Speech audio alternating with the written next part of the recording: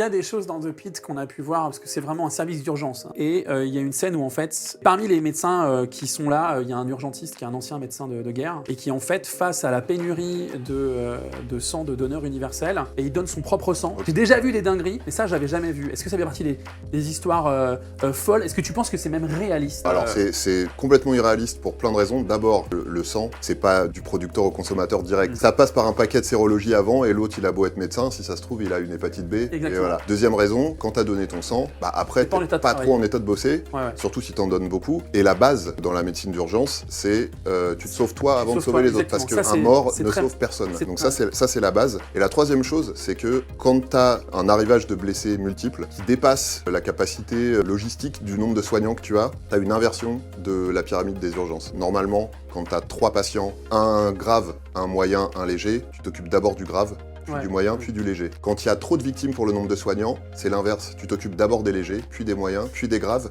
Parce que si tu t'occupes d'abord des graves, la moitié vont mourir, les moyens vont devenir des graves, ils vont mourir aussi. Et le temps que tu arrives aux légers, ils seront déjà tous morts, donc tu vas sauver personne. Abonne-toi, lâche ton like, sois sympa, tu veux choisir qui on invite ou de quoi on parle, fais-nous en part dans les commentaires.